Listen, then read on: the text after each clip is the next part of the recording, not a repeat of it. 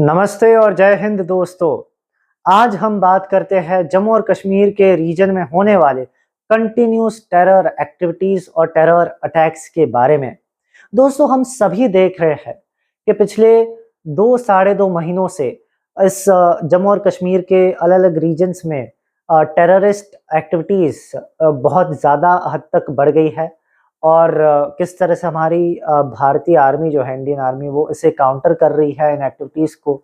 और हमने ये भी देखा during this particular course of time के हमारे कितने सारे जो जवान है वो शहीद हो गए, कितने सारे जवान इंजर्ड हो गए।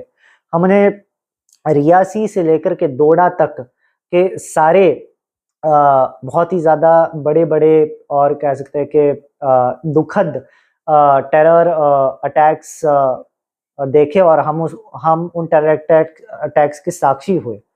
तो दोस्तों, आज मैं आपको इसी कंटिन्यूस टेरर अटैक्स और टेररिस्ट एक्टिविटीज़ जो कश्मीर के रीजन में अभी रिसेंटली बहुत ही ज़्यादा पेस से इंक्रीज़ हो रही है, उसी के संदर्भ में मैं आपको काफ़ी सारी चीज़ें बताने के लिए आया हूँ।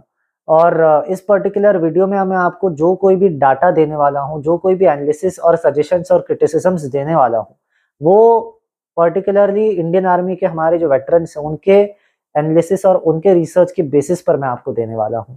तो हाँ, हालाँकि थोड़े बहुत मेरे खुद के पर्सनल सजेशंस और वगैरह भी होंगे, लेकिन अधिकांश जो सारी अलग-अलग चीज़ें हैं वो आर्मी के वेटरन्स के रिसर्च के बेसिस पर है। जो मैंने उनका सुना है, जो मैंने उनका एनालिसिस करा है, उसके बेसिस पर है।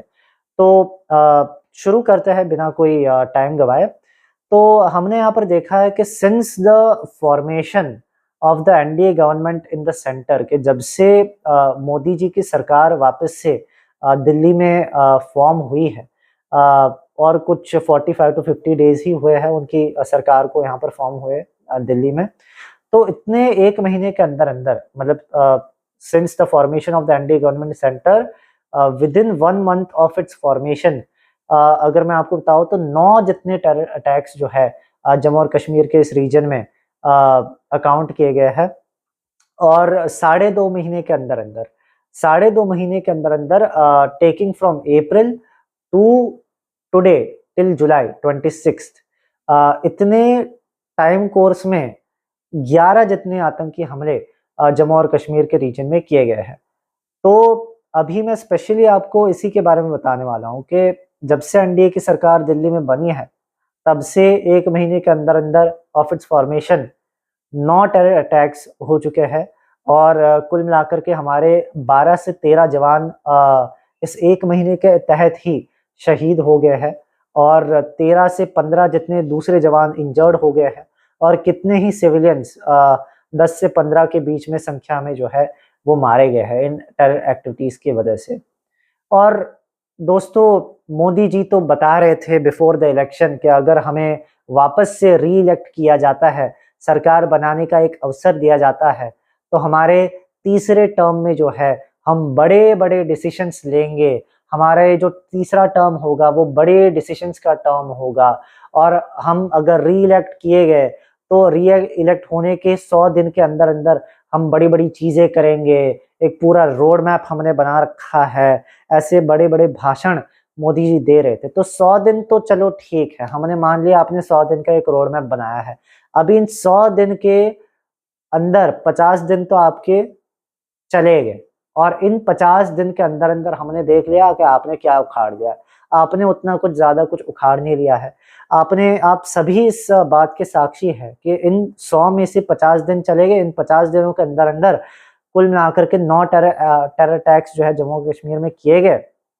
और आर्मी की भी सराहना करनी पड़ेगी कि इंडियन आर्मी ने भी इन टेरर अटैक्स को काउंटर किया, है ना? उन्होंने जो प्रतिकार होता है वो लिया, उन सभी टेररिस्ट को उन्होंने न्यूट्रलाइज़ किया।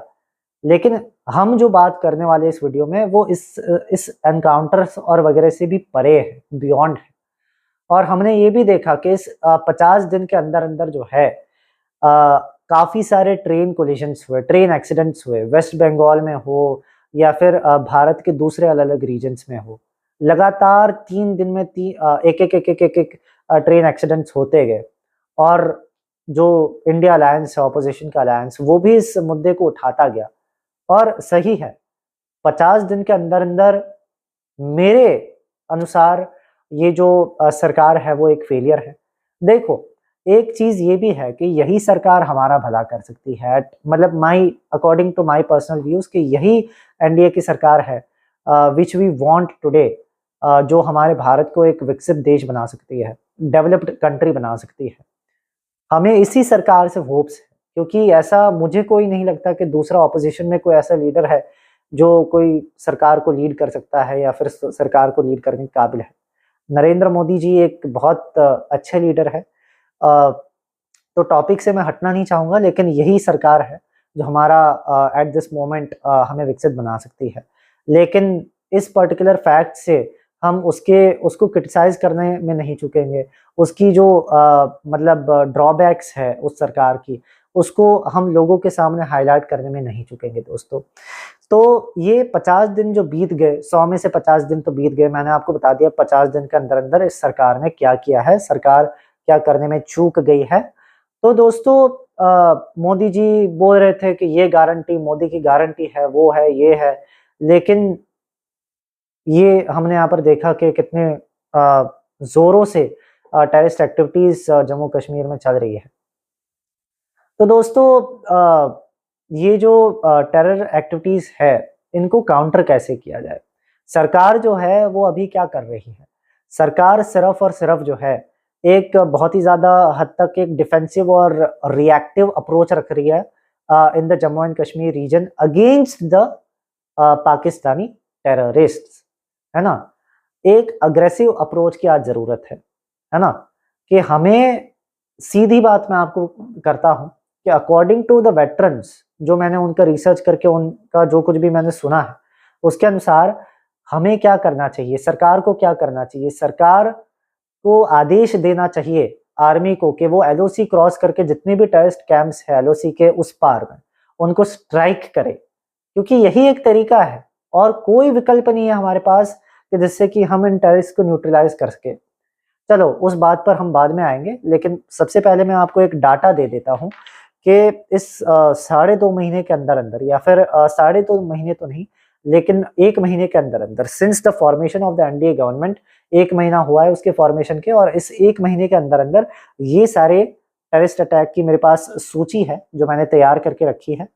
तो 9 जून को जो है रियासी में एक टेरर अटैक किया जाता है टेररिस्ट के द्वारा, जिसमें एक बस पर वो गोलीबारी करते हैं, पैसेंजर बस पर, पिलग्रिम जिसमें सवार होते हैं, और इसमें 10 पिलग्रिम की मौत होती है। फिर 11 जून को डोडा में टेरर अटैक होता है, जिसमें 6 डिफेंस पर्सनल इंजर्ड हो जाते हैं और 1 सीआरपीएफ के हमारे जवान शहीद हो जाते हैं। 12 जून को गांडोह रीजन में जो है एक पुलिस पर्सनल इंजर हो जाते हैं एक टेररिस्ट एनकाउंटर में। फिर 26 जून को उसी रीजन गांडोह में 3 टेररिस्ट को एक एनकाउंटर में मार दिया जाता है हमारी आर्मी के द्वारा। 6 जुलाई को कुलगाम के रीजन में आतंकी हमला होता है और उसमें हमारे 2 ब्रेव हार्ट्स शहीद हो जाते हैं। फिर उसके 2 दिन के पश्चात 8 जुलाई को कठुआ में टेरर अटैक किया जाता है, जिसमें हमारे 5 सैनिक शहीद हो जाते हैं और दूसरे 5 इंजर्ड हो जाते हैं।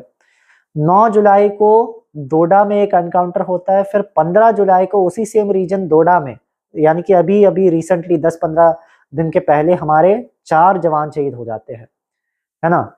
और फिर 12 जुलाई को राजौरी में आर्मी का एक नया कैंप सेटअप किया गया होता है, उसके ऊपर अटैक किया जाता है आपके टेररिस्ट के द्वारा, और जिसमें 1 जवान इंजर्ड हो जाता है। तो कुल संख्या जो जितने शहीद हुए इस 1 महीने के अंदर अंदर वो 13 है, और जितने जवान इंजर्ड हुए हैं वो 14 से 15 है मेरे भाई। तो ये सारे टेरर अटैक्स की सूची थी कि since the formation of government 1 महीने के अंदर ये सारे इतने इतने टेरर अटैक्स हो चुके हैं।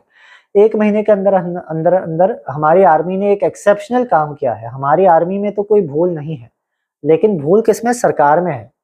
हमारी आर्मी क्या करती है? टेरर अटैक एक हमला होता है, ठीक है, कश्मीर में कोई भी रीजन में, समझो फॉर एन एग्जांपल कि कोई भी एक टेरर अटैक हुआ है। अभी इस टेरर अटैक के सामने 1 या 2 या एन नंबर ऑफ जवान हमारे शहीद हो गए, एन नंबर ऑफ हमारे जवान इंजर्ड हो गए। इसके रिएक्शन में जो है हमारी आर्मी क्या करती है कि उन टेररिस्ट के सामने एक रिसर्च ऑपरेशन को लॉन्च करती है और एक एनकाउंटर में उन टेररिस्ट को न्यूट्रलाइज कर देती है ना। तो अभी हो इतना रहा है कश्मीर की घाटी में, जम्मू और कश्मीर के अलग अलग रीजन्स में। तो जो अप्रोच है हमारी सरकार का against terrorism in the Jammu और कश्मीर, वो सिर्फ डिफेंसिव और रिएक्टिव है कि हम सिर्फ अभी क्या कर रहे हैं, रिएक्ट कर रहे हैं, है ना, कि कोई एक टेरर अटैक हुआ और हम रिएक्ट करते गए और रिएक्शन के अनुरूप हमने उन टेररिस्ट को न्यूट्रलाइज किया। दूसरे आते हैं कि दूसरों को न्यूट्रलाइज करते गए। तो ऐसा मतलब लेन देन के जैसा है ना। लेकिन ये एक परमानेंट नहीं सोल्यूशन नहीं है जम्मू और कश्मीर में टेररिज्म को नष्ट करने का। परमानेंट सोल्यूशन ये एक सिर्फ टेम्पररी सोल्यूशन है। ये सिर्फ आप मतलब प्रेजेंट मोमेंट के लिए कर रहे हो कि आपने सिर्फ एक प्रतिकार लिया है, आपने सिर्फ रिएक्ट करा है, लेकिन इसका कोई परमानेंट सोल्यूशन भी है ना। कि एलओसी को पार करिए। क्यों सरकार जो है ऑर्डर नहीं देती इंडियन आर्मी को कि वो एलओसी के उस पार जाकर के जितने भी टेररिस्ट कैंप्स है, टेररिस्ट है, उनको न्यूट्रलाइज कर दे, है ना। क्योंकि देखो हम क्या कर रहे हैं, हम एक जख्मी सांप को जो है मतलब पाल रहे, वी आर मतलब फीडिंग एन इंजर्ड स्नेक, है ना। And this is not a permanent solution, right. Permanent solution is only one thing according to our veterans कि एलओसी पार करिए और टेररिस्ट की जो जड़ है, उनके जो रूट्स है, उन रूट से उनको उखाड़ दीजिए। क्योंकि दोस्तों इतने ये कोई कल रात की बात या परसों रात की बात नहीं है कि जम्मू और कश्मीर में टेररिज्म चल रहा है। जम्मू और कश्मीर में जो टेररिज्म चल रहा है वो 30-40 साल पुराना है। 30-40 साल 50 साल के पहले जम्मू और कश्मीर में टेररिज्म स्प्रेड करना शुरू किया था पाकिस्तान के देश ने, है ना। और वो आज तक चल रहा है। और सरकार को तो क्या है, सरकार इज लाइक प्रेजेंटली बिहेविंग के मतलब हमारे जवान शहीद होंगे, आएंगे जाएंगे, सब होता जाएगा, है ना। रोज एक दो जवान तो शहीद होते ही जाते हैं हमारे, हम क्या करें, हैं। मतलब सरकार का अप्रोच अभी मुझे इस प्रकार का लग रहा है अकॉर्डिंग टू माय व्यू, है ना। कि क्या है, जवान है, पर्सनल है, सैनिक है, वो तो शहीद होता है, उसका तो काम ही ये है। सरकार का भी अप्रोच ऐसा है ना। इफ सरकार is really concerned about our brave hearts, about our soldiers, about our internal security and about Jammu and Kashmir, तो सरकार को ऑर्डर देना चाहिए। क्यों सरकार ऑर्डर नहीं देती कि एलओसी पार करके आप जो है जाइए और टेररिस्ट को उनकी जड़ों से उखाड़ करके फेंक दीजिए और हमेशा हमेशा के लिए टेररिज्म को का अंत कर दीजिए करके। और यही चीज जो है आपके वेटरन्स भी कह रहे हैं इंडियन आर्मी के। तो सरकार मेरे अनुसार सरकार को जो है हमारे इंडियन आर्मी के वेटरन्स की सुननी चाहिए, है ना। इंडियन आर्मी के वेटरन्स की जितने भी सजेशंस है और उनकी जितनी भी राय है वो सुननी चाहिए। कोई भी सरकार में पॉलिटिशियन मुझे बताइए कि जो आर्मी बैकग्राउंड से आता हो, एक या दो ही होंगे मेरे ख्याल से, है ना। तो सरकार में जितने भी पॉलिटिशियंस हैं उनको कोई आर्मी का बैकग्राउंड है ही नहीं, और वो तो इस तरह से मतलब अपने आप को प्रतीत करते हैं कि उनको सब कुछ पता है। तो मेरा कहना इतना ही है कि इंडियन आर्मी के वेटरन्स की आप जो है राय लीजिए, उनके सजेशंस लीजिए, उनसे पूछताछ कीजिए, उनका एक्सपीरियंस का एडवांटेज लीजिए और जम्मू और कश्मीर में एक्शन करिए। और ये कोई छोटी बात नहीं है कि हमारे डोडा में ये 4 जवान हमारे शहीद हो गए। ये कोई आपको छोटी बात लगती है? ये बहुत बड़ी बात है ना। सरकार के लिए तो मतलब बस, और नरेंद्र मोदी जी हमारा प्रधानमंत्री इस पर अभी भी चुप है कि ना ही उन्होंने कोई ट्वीट करी है, ना ही उन्होंने कुछ करा है ना। और ये जितनी भी चीजें हैं कि एलओसी पार करके टेररिस्ट कैंप्स को अटैक करना, अग्रेसिव बनना, टेररिस्ट को न्यूट्रलाइज करना, ये सब चीजें जो है वो हमारे हाथ में है। Our army, our arm forces is capable of doing such encounters, of launching such operations. हमने पास्ट में भी करा है, हमने उरी में सर्जिकल स्ट्राइक करी, हमने बालाकोट में एयर स्ट्राइक करी और इसी सरकार ने ये स्ट्राइक्स करवाई थी। तो क्यों नहीं यही सरकार अभी यही ऐसी ही प्रकार की स्ट्राइक्स पाकिस्तान में एलओसी के उस पार करवाती? क्यों नहीं करवाती ये सरकार ऐसा, है ना। हमारी आर्मी, हमारे आर्म फोर्सेस कैपेबल है। क्या सरकार कोई ऐसे पॉलिटिकल एडवांटेज का इंतजार कर रही है कि कोई ऐसी सिचुएशन बने कि जहां पर के इलेक्शंस आए और इलेक्शन का इंतजार कर रही है कि हम ऐसा कोई स्ट्राइक करें या वो करें या ये करें? अभी ना ही कोई इलेक्शन है और सरकार भी इस पर चुप्पी बनाए बैठी है इस मुद्दे पर, जम्मू और कश्मीर के मुद्दे पर। और यही सरकार ने आर्टिकल 370 को एब्रोगेट किया था, और जो कि एक बहुत बड़ा और बहुत ही अच्छा एक्शन था। इस आर्टिकल 370 के एब्रोगेशन से जम्मू और कश्मीर में काफी फायदा हुआ है। टेररिस्ट एक्टिविटीज बिल्कुल निसंदेह रूप से पहले से बहुत कम हो चुकी है, लेकिन अभी रिसेंटली हम बात कर रहे हैं ना। देखो, आर्टिकल 370 से मैं अभी उसके एडवांटेजेस तो बताने नहीं जाऊंगा, इतना ही कहूंगा कि इससे बहुत फायदा हुआ है ना। लेकिन हम रिसेंटली बात कर रहे हैं, रिसेंटली 1 महीने के अंदर जो कुछ भी हुआ है वो तो कंसर्निंग ही है ना। तो हमारे सरकार को भी इसका कंसर्न करना चाहिए, है ना। तो ये एक चीज है। और दूसरी बात ये कि क्रिकेट पर अगर मैं बताऊं, हमारे वेटरन्स ने भी कहा है कि भारत और पाकिस्तान के बीच में सारी की सारी क्रिकेट मैचेस कैंसिल करवा दो, बैन करवा दो। क्यों नहीं बीसीसीआई भारत की सभी पाकिस्तान के साथ क्रिकेट मैचेस को बैन नहीं करवाती? और सिर्फ क्रिकेट ही नहीं यार, दूसरे सारे स्पोर्ट्स में भी क्यों नहीं भारत और पाकिस्तान के बीच में ये सभी गेम्स बैन नहीं करवाती बीसीसीआई? सरकार को ऑर्डर देना चाहिए बीसीसीआई को कि वो पाकिस्तान के साथ ये सभी स्पोर्ट्स में खेलना बंद कर दे। पाकिस्तान के साथ खेलना ही नहीं है। पाकिस्तान क्या चाहता है आज? पाकिस्तान दुनिया से यही सीख कर रहा है। पाकिस्तान दुनिया से यही चाहता है कि दुनिया उसे एक नॉर्मल कंट्री के रूप में देखे। हाँ चलो, भले दूसरे देश पाकिस्तान को एक नॉर्मल कंट्री के रूप में देखते हो, लेकिन क्या भारत को पाकिस्तान को एक नॉर्मल कंट्री के रूप में देखना चाहिए? आप ही मुझे बताइए। बिल्कुल भी नहीं। पाकिस्तान एक आतंकी देश है, एक it is a bloody terrorist country, और इसे एक नॉर्मल कंट्री के रूप में देखना, ये भूल हमारे देश को नहीं करनी चाहिए। और हमारे देश के लोग आज क्या कर रहे हैं? अच्छे से चार दीवारों के बीच में बैठ करके, अपने तकिए पलंग पर बैठ करके, टीवी ऑन करके भारत और पाकिस्तान की मैच को मस्त अच्छे से एंजॉय कर रहे हैं, वर्ल्ड कप में एंजॉय कर रहे हैं। और सिर्फ क्रिकेट नहीं, हर एक स्पोर्ट में एंजॉय कर रहे हैं एसी रूम में बैठ करके, है ना। तो ये तो गलत है। तो इन मैचेस को इस तरह से एंजॉय करके indirectly we are normalising the country, the state of Pakistan, है ना। वो चाहता है कि हम उसे एक नॉर्मल कंट्री के रूप में देखें, और हम वो कर रहे हैं। And this should not be done. It's a bloody terrorist country. और ये एक ऐसे ही नहीं उसको आतंकिस्तान कहते हैं, वो एक आतंकिस्तान है। सारी दुनिया को पता है ये, है ना। लेकिन हम हमारे ही देश का देखेंगे कि क्या हमारा देश उसको एक नॉर्मल कंट्री के रूप में देखता है कि नहीं?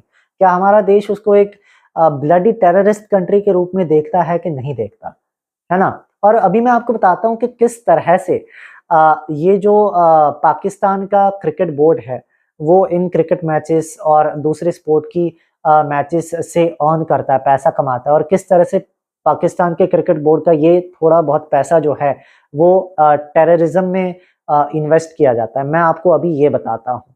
तो जब जब भारत पाकिस्तान के साथ खेलता है, तब तब कोई भी प्रकार का स्पोर्ट हो, तब तक पाकिस्तान का जो फॉर एग्जांपल हम क्रिकेट लेते हैं, तो तब तब जो है पाकिस्तान का जो क्रिकेट बोर्ड है वो अर्न करता है ना। और जब पाकिस्तान का क्रिकेट बोर्ड मनी अर्न करता है, तो उसमें से सारा तो नहीं, लेकिन उस मनी का थोड़ा बहुत शेयर जो है वो टेररिज्म में जाता है, डायरेक्टली इनडायरेक्टली। वो टेररिस्ट एक्टिविटीज को स्पॉन्सर करने में, फंड करने में जाता है ना। और यही पैसों से वो टेररिस्ट जो है यहाँ पर अक्रॉस द बॉर्डर हमारे भारत देश में, जम्मू और कश्मीर में जो है आतंक फैलाते हैं, टेररिज्म फैलाते हैं। हम क्या कर रहे हैं? भारत और पाकिस्तान की टीवी पर मैच को एंजॉय कर रहे हैं। और जब हम एंजॉय कर रहे हैं, तो ये जितनी भी टेलीविजन के राइट्स होते हैं, और जितने भी ये क्योंकि हम जब देखते तो टेलीविजन की जो ब्रॉडकास्टिंग चैलेंज होती है वो पैसे कमाती है, और यही सारा पैसा जो है वो मतलब इन पैसों का थोड़ा बहुत हिस्सा, मतलब बहुत अंदर की बात है ये, ऐसा करके पीसीबी जो है वो पैसे कमाता है ना। और यही पैसा उस टेररिज्म में चले जाता है, और इस तरह से टेररिज्म। तो जितने भी लोग ये पाकिस्तान और भारत के क्रिकेट मैच और दूसरे स्पोर्टों की मैच टीवी पर एंजॉय करते हो या फिर फिजिकली एंजॉय करते हो, देखिए भाइयों, आपके भी जो हाथ है वो हमारे जवानों के खून से रंगे हुए हैं। आप भी दोषी है। सिर्फ वो आतंकी ही दोषी नहीं है, आप भी दोषी है। सिर्फ पाकिस्तान का क्रिकेट बोर्ड ही दोषी नहीं है, आप भी दोषी है। और हम सब जो देखते हैं, हम सब दोषी हैं। और इसीलिए सारी क्रिकेट मैचेस, सारी दूसरे स्पोर्ट की पाकिस्तान के साथ हमारे भारत देश की मैचेस है, बैन कर दो सभी को, क्यों नहीं बीसीसीआई बैन करता है। और अभी तो दूसरे नेक्स्ट ईयर पाकिस्तान में चैंपियंस ट्रॉफी ऑर्गेनाइज करी जाने वाली 2025 में, और उसमें तो बीसीसीआई ने एक बहुत अच्छा बढ़िया डिसीजन लिया कि भारत को पाकिस्तान में खेलने के लिए नहीं भेजना है ना, सिक्योरिटी रीजंस की वजह से, और नहीं ही भेजना चाहिए। लेकिन ये क्या है भैया कि आपने यूएई में प्लान कर दो भारत और पाकिस्तान की मैच, श्रीलंका में प्लान कर दो। देखो हम तो इस डिसीजन से बहुत खुश है कि आप पाकिस्तान हमारे भारत की क्रिकेट टीम को पाकिस्तान में खेलने के लिए नहीं भेज रहे चैंपियंस ट्रॉफी, लेकिन फिर यही टीम के साथ यूएई में खेलना, श्रीलंका में खेलना, ये तो मतलब इसका क्या अर्थ हुआ यार। मतलब even if you play with Pakistan either in UAE और इन श्रीलंका और इन बांग्लादेश, इन व्हाटएवर कंट्री, है ना, फिर भी पाकिस्तान का तो क्रिकेट बोर्ड वो पैसा तो आतंकिस्तान में, मतलब वो आतंक में जाने ही वाला है, वो पैसा तो इन्वेस्ट होने ही वाला है आपके टेररिज्म में, और इसी पैसों से हमारे जवान जो है वो शहीद होने वाले हैं, है ना। तो ये एक सीधी बात है, ये एक साइंस है जो मैंने आपको यहाँ पर समझाया है। दूसरी बात तो मैंने जैसे कि आपको बताया कि इसका एक ही सोल्यूशन है कि हमें एलओसी को पार करके उस साइड, मतलब जहां से टेररिस्ट पाकिस्तान की चीखें निकले, वहां पर हमें पाकिस्तान को स्ट्राइक करना होगा, वहां पर हमें टेररिज्म को स्ट्राइक करना होगा। और दोस्तों एक महत्वपूर्ण बात कि कोई भी प्रकार की हमारे देश की फॉरेन पॉलिसी, कोई भी प्रकार का हमारे देश का राजनेता, पॉलिटिशियन, या फिर कोई भी प्रकार का कोई भी नेता वेता, एमपी एमएलए, या फिर कोई भी प्रकार की फॉरेन पॉलिसी क्यों ना हो, इनमें से एक भी चीज हमारे जवान से बढ़कर नहीं है, हमारे जवान के बियॉन्ड नहीं है। अगर इस देश में सबसे ऊंचा स्थान अगर किसी का हो तो वो हमारा जवान का है, उसके परिवार का है। जब अभी डोडा में, राजौरी में, कठुआ में इतने सारे हमारे जवान शहीद हुए, डोडा में जब 4 जवान हमारे शहीद हुए तो 4 जवान ही नहीं मरे थे, तब 4 जवान ही शहीद नहीं हुए, उनका 4 परिवार मारे गए, 4 जवान नहीं 4 परिवार मारे गए उनके। तो इस पॉइंट ऑफ व्यू से हम इस चीज को देखते हैं। हाँ, हमारी इंडियन आर्मी जो है उन परिवारों का देखभाल करेगी, लेकिन उनका जो बेटा गया, किसी का पति गया, किसी का पिता गया, है ना, तो वो एक लॉस तो हुआ ना उन परिवारों को। तो 4 परिवार हमने गंवाया है भाइयों डोडा के इस एनकाउंटर में, और ये तो सिर्फ डोडा है, राजौरी, कठुआ, 1 महीने के अंदर जितने भी ये टेररिस्ट एक्टिविटीज हुए हैं, क्या हमारी सरकार ये नहीं देख रही है इन टेररिस्ट एक्टिविटीज को? हमारी सरकार को एटलीस्ट वोकल रहना चाहिए थोड़ा बहुत, कि इस पर हमें हमारी सरकार को जवाब देना चाहिए। क्यों नहीं सरकार जवाब दे रही? कितने सारे टेररिस्ट एक्टिविटीज तो देखिए होंगे, कोई भी सरकार में होंगे, लेकिन क्यों नहीं सरकार एक हार्ड और स्ट्रॉन्ग एक्शन लेती? सरकार 1 महीने में टोटल फेलियर है मेरे भाई, आप देखिए। और दूसरी चीज ये है कि कश्मीर, जम्मू एंड कश्मीर में टेररिज्म को काउंटर करने के लिए we are mostly depending upon the technology. हम मैन पावर के ऊपर कम डिपेंड कर रहे हैं और टेक्नोलॉजी के ऊपर ज्यादा डिपेंड कर रहे हैं। हम ड्रोन्स का ज्यादा यूजेज कर रहे हैं और दूसरे सारे जो टेक्निकल इक्विपमेंट्स है उनके ऊपर ज्यादा डिपेंड हो रहे हैं टेररिज्म को काउंटर करने के लिए। हम ड्रोन्स को भेज रहे हैं जंगलों में, है ना, और वगैरह में। जम्मू और कश्मीर के काफी सारे रीजन्स में घने घने जंगल है, उन जंगलों से जो है ये टेररिस्ट यहाँ पर आते हैं, इन्फिल्ट्रेट करते हैं, और वहीं उन जंगलों में छुप करके वो लोग हमारे जवानों को शहीद करते हैं। अब इन जंगलों में हमें हमारे लड़कों को ही, हमें हमारे मैन पावर को ही यूज करना पड़ेगा, है ना, क्योंकि अकॉर्डिंग टू अवर वेटरन्स ये जो आप ड्रोन्स जंगलों में देखने के लिए भेजते हो, कि जंगलों में हम जब रिसर्च ऑपरेशंस को लॉन्च करते हैं कि जंगलों में कहाँ पर छुपे हैं ये सारे जितने भी टेररिस्ट है वो, तो drones can not see below the canopy of the trees. जो वृक्षों का जो कैनोपी होता है जंगलों के अंदर, उन कैनोपी के नीचे ये ड्रोन्स जो है वो देखने के सक्षम नहीं है। और ये मैं नहीं कह रहा, ये हमारे इंडियन आर्मी के वेटरन्स कह रहे हैं, है ना, वो खुद बता रहे हैं कि टेक्नोलॉजी के ऊपर हमें इतना ज्यादा निर्भर नहीं रहना चाहिए, है ना। ड्रोन्स तो पहले के जमाने में भी हुआ करते थे, 70s 80s, और ये हमारे वेटरन्स ने कहा है, लेकिन they can't see below the canopy कि कौन छिपा है कौन नहीं छिपा है ना। अगर कोई टेररिस्ट कैनोपी के नीचे छुपा है, the drones can not see that. तो उस चीज के लिए, ऐसे सच रिसर्च ऑपरेशंस के लिए हमें हमारे मैन पावर का ही, हमारे लड़कों का के ऊपर ही हमें निर्भर होना पड़ेगा, है ना। हमें हमारे लड़कों को ही भेजना पड़ेगा उन जंगलों में, है ना। एक डायरेक्ट अटैक और डायरेक्ट ऐसा ऑपरेशन हमें लॉन्च करना पड़ेगा। तो टेक्नोलॉजी के ऊपर हमें कम डिपेंड करके मैन पावर के ऊपर हमें ज्यादा डिपेंड करना चाहिए अकॉर्डिंग टू आवर वेटरन्स, ये एक चीज है। और इतना ज्यादा हम डिफेंस के ऊपर एक्सपेंडिचर कर रहे हैं, इतना ज्यादा हमने बजट में भी देखा, पहले से कहीं गुना ज्यादा हमारा डिफेंस एक्सपेंडिचर बढ़ गया है ना। आर्म्ड फोर्सेस के ऊपर जो हम खर्चा कर रहे हैं, इतनी बड़ी बड़ी अलग अलग डिफेंस की मिसाइल्स बना रहे हैं, है ना। तो क्यों नहीं इनमें से थोड़ा बहुत इन खर्चों का हिस्सा शेयर हम इन्वेस्ट करते हैं टेररिज्म को काउंटर करने में और बड़ी बड़ी अलग अलग स्ट्राइक्स करने में, है ना, अग्रेसिव एक्शन लेने में। जो ब्रह्मोस है, जो बड़े बड़े लड़ाकू विमान हमने बनाए रखे हैं ओवर द इयर्स इस गवर्नमेंट के तहत, क्यों नहीं हम उन विमानों को, क्यों नहीं हम उन मिसाइलों को यूज करते हैं। हमने उन मिसाइलों को ऐसे शोपीस में रखने के लिए नहीं खरीदा है, नहीं बनाया है हमने, हमने उनको यूज करना है। और ऐसे ही हमारे जवान शहीद होते रहेंगे। आप मतलब क्या वेट करेंगे कि हमारे इतने 100 जवान, 120 जवान, 500 जवान शहीद होंगे, उसके बाद हम इन मिसाइल्स को यूज करेंगे, या फिर इलेक्शन के टाइम पर इन मिसाइल्स को यूज करेंगे। एक एक जवान की कीमत है भाइयों मेरे। सरकार को लग रहा होगा कि एक भी जवान की कोई कीमत नहीं है, एक एक जवान की कीमत है। और मैंने जैसे कि बताया, कोई भी सरकार इस दुनिया में, कोई भी सरकार हो, चाहे बीजेपी सरकार हो, एनडीए सरकार हो, कांग्रेस या कोई भी XYZ सरकार हो, कोई भी सरकार हमारे जवानों से बड़ी नहीं है और कोई भी सरकार हमारे भारत देश से बड़ी नहीं है। ये भारत देश के पक्ष में है, हम किसी पार्टी के पक्ष में हम नहीं है। और ना ही मैं किसी पार्टी के पक्ष से बोल रहा हूं, ना ही मैं ऑपोजिशन के पक्ष से बोल रहा हूं, और ना ही मैं सरकार के पक्ष से बोल रहा हूं, मैं मेरे देश के पक्ष से बोल रहा हूं। तो ये एक चीज है।